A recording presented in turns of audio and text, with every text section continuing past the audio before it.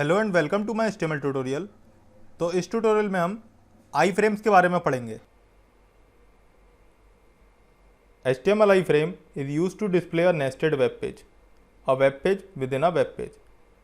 आई frames की मदद से हम किसी एक्सटर्नल वेब पेज को अपने करंट वेब पेज में डिस्प्ले करवा सकते हैं। अगर हम सिंपल वर्ड्स में कहें so a web page within a web page is known as iframe. Web page के अंदर वेब पेज को हम आई फ्रेम कहते हैं। An HTML iframe embeds another document with the current HTML document in the rectangular region. iframe किसी दूसरे web page को अपने करंट वेब पेज में ऐड कर देता है एक रेक्टेंगुलर रीजन में। तो यहाँ पर मैंने अपना VS कोड ओपन कर लिया है। अब मैं आप लोगों को दिखाता हूँ कि हम किसी एक्सटर्नल वेब पेज को iframe के थ्रू अपने करंट वेब पेज में किस तरह से डिस्प्ले करवाते हैं। तो उसके लिए सबसे पहले मैं iframe एलिमेंट ले लेता हूँ। आई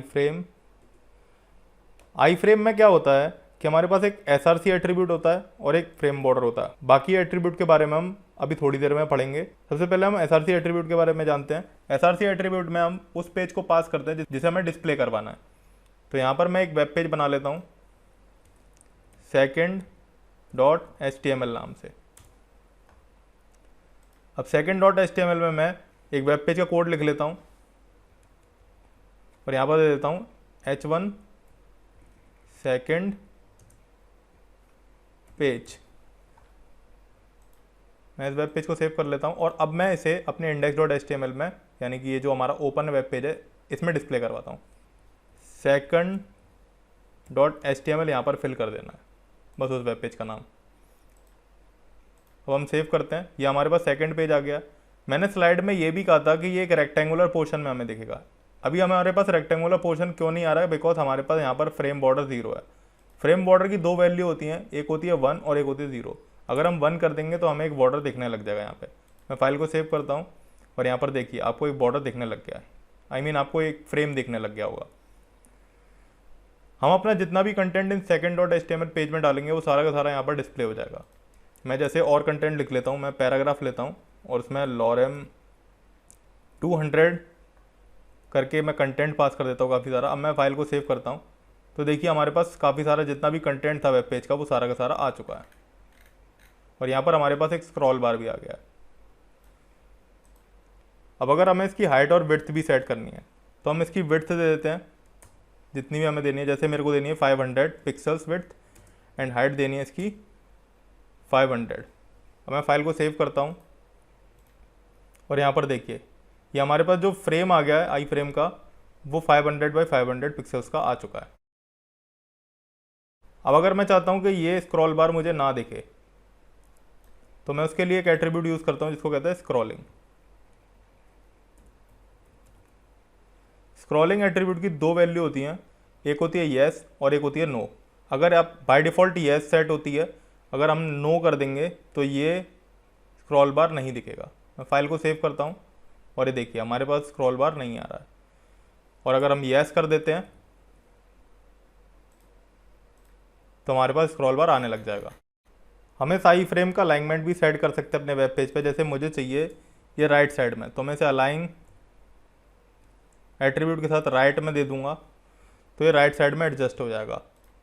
मैंने फाइल को सेव किया और यहाँ पर देखिए वेब पेज में ये राइट साइड से आ रहा है। अगर मैं चाहता हूँ कि ये सेंटर में आ जाए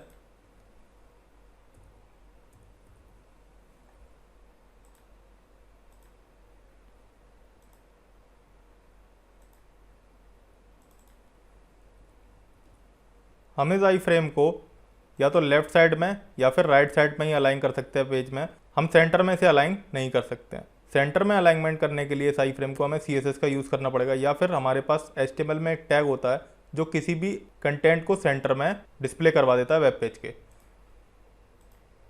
तो हम उस टैग का यूज़ करते हैं। तो अगर हमें वेब पेज के किसी भी कंटेंट को सेंटर में डिस्प्ले कराना है तो हम सेंटर टैग का यूज़ करते हैं।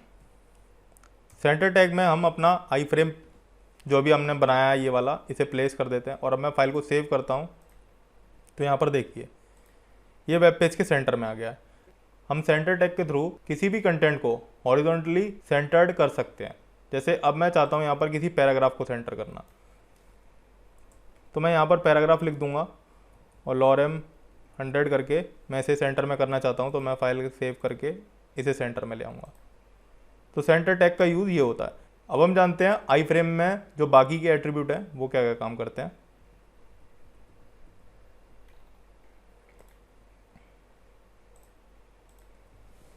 अब हम अपने आई फ्रेम के नेक्स्ट एट्रीब्यूट के बारे में जानते हैं, जो कि है margin height. Margin height basically क्या करेगा, टॉप से एंड बॉटम से जितने पिक्सल्स का हम मार्जिन देंगे वो कंटेंट को उतने पिक्सल्स का मार्जिन टॉप से एंड बॉटम से प्रोवाइड करा देगा। जैसे मैं यहाँ पर दे देता हूँ 60 पिक्सल्स। मैं फाइल को सेव करता हूँ और ये देखिए 60 पिक्सल्स का यहाँ से आ गया, 60 पिक्सल्स का मार्जिन यहाँ से आ गया।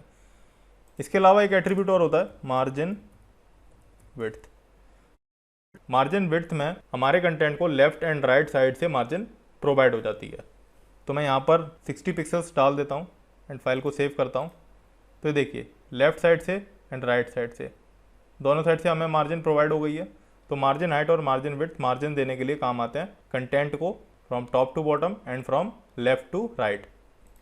इसके अलावा हमारे पास जो नेक्स्ट एट्रीब्यूट आता है आई फ्रेम में वो है SRC doc. SRC doc basically SRC की तरह ही है, बट SRC में हम किसी पेज को यहाँ पर लिंक कराते हैं, जबकि SRC डॉक में हम ऐसा नहीं करते। हम SRC डॉक में डायरेक्ट कंटेंट को लिख सकते हैं। तो मैं यहाँ पर SRC एट्रीब्यूट को हटा देता हूँ और यहाँ पर मैं एक पैराग्राफ लिख देता हूँ, हेलो HTML। मैं फाइल को सेव करता हूँ। तो देखिए इस SRC डॉक की मदद से यहाँ पर हेलो HTML हमारे पास आई फ्रेम के अंदर आ चुका है। हम आई फ्रेम एलिमेंट के थ्रू किसी वेबसाइट को भी अपने वेब पेज में डिस्प्ले करा सकते हैं। उसके लिए हम SRC एट्रीब्यूट का यूज़ करते हैं। तो यहाँ पर मैं SRC एट्रीब्यूट लगा देता हूँ और SRC एट्रीब्यूट के अंदर हम URL पास कर देते हैं www.9pages.com। फाइल को सेव कर लेते हैं।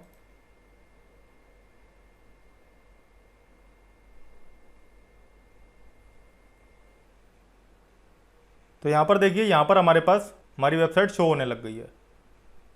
तो आई फ्रेम एलिमेंट की मदद से हम किसी एक्सटर्नल वेबसाइट को या फिर किसी एक्सटर्नल वेब पेज को अपने वेब पेज में डिस्प्ले करवा सकते हैं। हम आई फ्रेम के through Google maps and YouTube की वीडियोस को भी अपने वेब पेज में लगा सकते हैं। तो उसके लिए हमें क्या करना होगा, तो सबसे पहले हम अपने वेब पेज में मैप्स को लगाते हैं। तो सबसे पहले हम अपने वेब पेज में मैप्स को लगाते हैं। मैप्स को लगाने के लिए हम सबसे पहले गूगल मैप की वेबसाइट ओपन करते हैं। Google maps.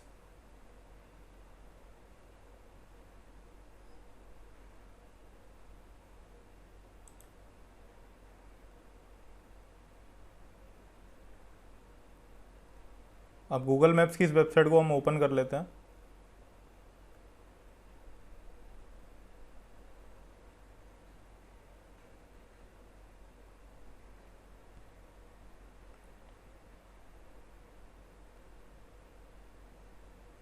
तो जैसे मैं यहाँ पर ताजमहल या फिर मैं यहाँ पर इंडिया को सर्च करता हूँ, इंडिया को, तो हमारे पास इंडिया का ये मैप आ चुका है। अब मैं अगर इंडिया का पर्टिकुलर मैप अपने वेब पेज पे लगाना चाहता हूँ तो उसके लिए मैं क्या करूँगा, ये जो मेन्यू का आइकन बना हुआ है इस पर मैं क्लिक करता हूँ और क्लिक करने के बाद शेयर और एम्बेड मैप इस वाले ऑप्शन पे क्लिक करूँगा। यहाँ पर हमारे पास एक पॉपअप ओपन होकर के आ जाएगा। इसमें यहाँ पर एम्बेड मैप वाला जो टैब है इस पर क्लिक करते हैं और यहाँ पर ये जो आई फ्रेम का कोड आ रहा है हम इसे कॉपी कर लेंगे। अब इसे कॉपी करके अपने वेब पेज पे रख देते हैं।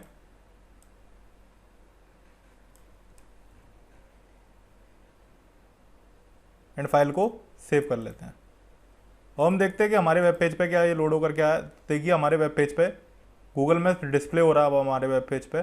तो इस तरीके से हम मैप्स को किसी भी पर्टिकुलर लोकेशन पे आई फ्रेम के अंदर डिस्प्ले करवा सकते हैं। मैं यहाँ पर एक लोकेशन और ले लेता हूँ, जैसे मैं यहाँ पर ताजमहल सर्च कर देता हूँ।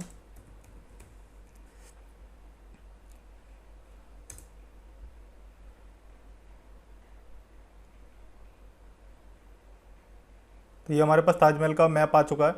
अब मैं वहाँ पर जाने के बजाय मैं यहाँ पर ये जो शेयर वाला बटन है इस पर क्लिक कर देता हूँ।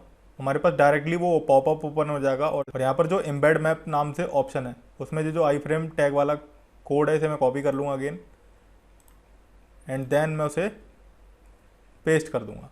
मैं फाइल को सेव करता हूँ और फाइल को सेव करने के बाद मेरे पास ये ताजमहल वाला मैप आ चुका है। मैं इसे जूम इन और जूम आउट भी कर सकता हूँ। हम इसे ड्रैग भी कर सकते हैं। तो यहाँ पर हमें ये फुल फंक्शनलिटी दे रहा है मैप की हमारे वेब पेज पे। तो अब हम देखते हैं कि हम YouTube वीडियोस को किस तरीके से अपने वेब पेज पे लगाते हैं। तो YouTube की वीडियोस को लगाने के लिए सबसे पहले हम youtube.com ओपन कर लेते हैं।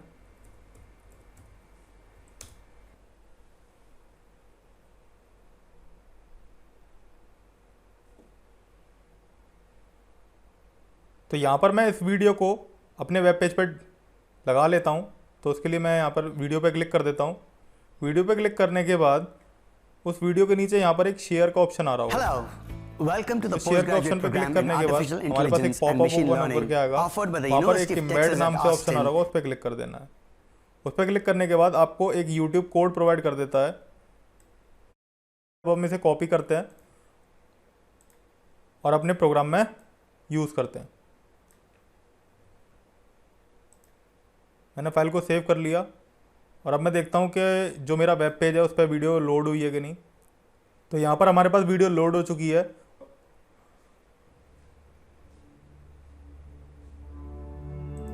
और ये वीडियो प्ले भी हो रही थी। अब मैं चाहता हूँ कि यहाँ पर मैंने अभी एक सिंगल वीडियो लगाई है, अब मैं चाहता हूँ यहाँ पर पूरी प्लेलिस्ट को लगाना। तो मैं उसके लिए क्या करता हूँ, मैं दोबारा से यूट्यूब पे जाता हूँ और यूट्यूब पे जाने के बाद इस चैनल में जैसे कोई प्लेलिस्ट होगी,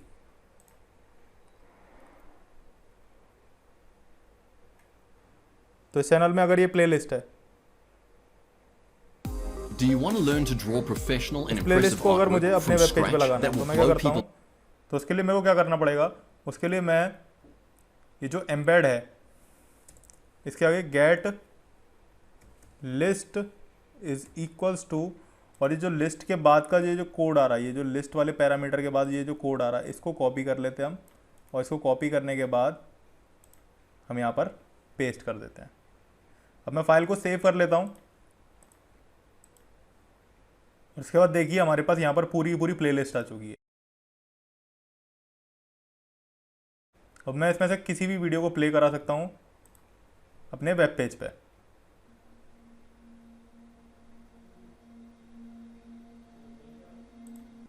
तो आपने देखा कि हम अपने वेब पेज पर किस तरह से वीडियो लगा सकते हैं एंड प्लेलिस्ट लगा सकते हैं यूट्यूब की, एंड मैप्स को एम्बेड करा सकते हैं। तो आई फ्रेम एक बहुत ही यूज़फुल एलिमेंट है जिसके थ्रू हम अपने एक्सटर्नल कंटेंट को अपने करंट वेब पेज में या करंट डॉक्यूमेंट में लगा सकते हैं। तो इस ट्यूटोरियल के थ्रू आप लोगों को समझ में आ गया होगा कि आई फ्रेम एलिमेंट किस तरीके से वर्क करता है एंड हम किस तरीके से एक्सटर्नल कंटेंट को अपने वेब पेज पे लगाते हैं।